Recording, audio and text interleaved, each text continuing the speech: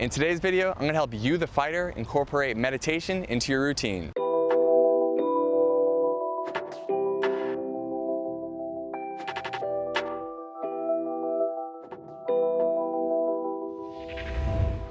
What's going on, and welcome to my YouTube channel. My name is Epstein, and here on this channel we explore the intersection between peak performance and peak experience. So oftentimes I am talking to athletes, high performers, really trying to help you feel and perform your best.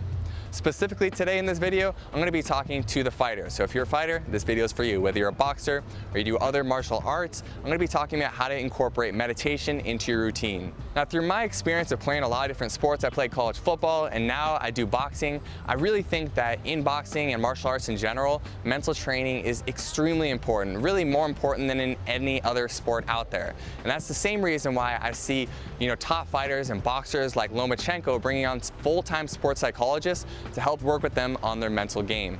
Most martial artists or boxers will tell you that fighting is probably 90% or more mental. And so the only way to really train ourselves and our minds mentally is by incorporating techniques like meditation and mindfulness. And so what you're going to do is throughout this video, I'm going to teach you some different techniques to utilize meditation and mindfulness so you can get yourself back in the present moment, performing at optimal levels. So the first thing I want to talk about is how you are breathing in between rounds. So this is more mindfulness than meditation.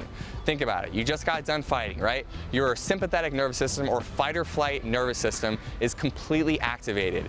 You're breathing really heavily, you're breathing high in your chest, all your blood is racing away from your brain into your muscles, and so you need to calm yourself down and take deep breaths so you can flush some blood back into your brain so you can get back into the present moment and decide what do you want to do in the upcoming round. So the best way to do so is really focusing on your breath. Right when you get done with the round, I recommend taking a deep breath in through the nose, out through the mouth, and really focus on pressing your belly out as you breathe in through your nose and letting your stomach fall as you breathe out through your mouth.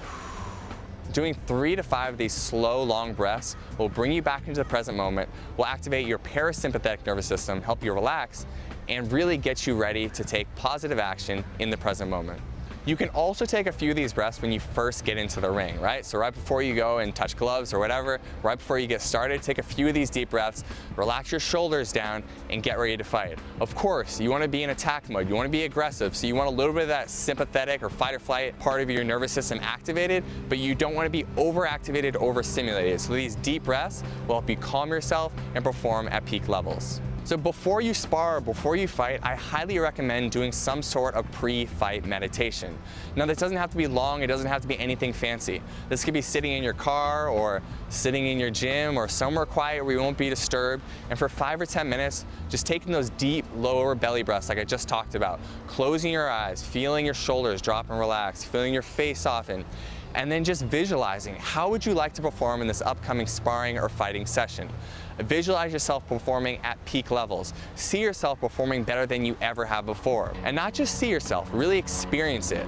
The imagery or the visualization will be more effective when you incorporate all your senses. So when you're incorporating smell, taste, sound, touch, all the emotions, really bring yourself fully there in this pre-fight meditation, and you allow yourself to have the experience of performing at your best.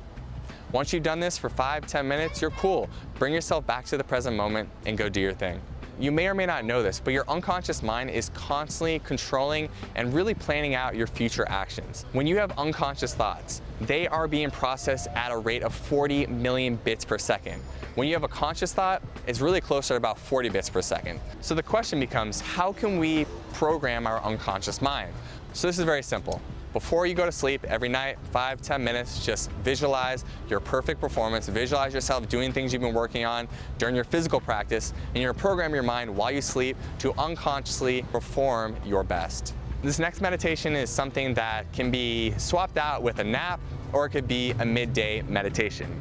Now here's the deal. If you're a professional fighter, if you're someone who wants to be professional, if you're someone who's dedicating a lot of your life to this sport, then you know that it takes a lot of your energy, so you always need to stay fresh. So I highly recommend breaking up your day with either like a 30-minute nap or doing a little 15-20 minute meditation where you're just focusing on your breath, deep breaths in through your nose, out through your mouth, just focusing on the present moment, focusing on your breath, and just being here now. This kind of midday meditation will help refresh you, so when you go do your physical practice, when you start training again, you'll be able to train at a higher level.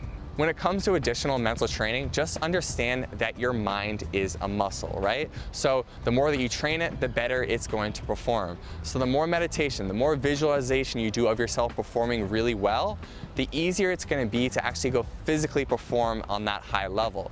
So it's really up to you. You can do this all the time. You can take all the meditation practices I mentioned, or you can just do one. Figure out what works for your routine, but what's most important is that in your biggest moments, you're able to get into the present moment, drop into that flow state, and perform your best. And a little bit about the science of why this works, well, let me tell you. Whenever you are practicing technique, there are synapses being connected in your brain. When those synapses are being connected, it creates a little bit of strength within that connection. That first time, it's gonna be super awkward, right? You're not good at doing something for the first time. The first time you threw a jab, it was super awkward. But after days, weeks, months, years of drilling it, what happens is this myelin sheath is being wrapped around the synaptic connection. And every time this myelin sheath is wrapped around, the connection strengthens. And when it strengthens, the connection becomes stronger. And when it becomes stronger, you become more fluid and you can perform more easily. Every time you're doing a mental or physical rep, you're wrapping around that myelin sheath and you're getting yourself even more comfortable with the skill. In summary, your mind is a muscle. So if you want to perform at a higher level, train that muscle. You spend so much time physically training. So just try starting with one meditation a day. Maybe it's before you get in the ring, you're just taking a few deep breaths. Maybe it's, in between rounds, you're taking those deep breaths and getting present.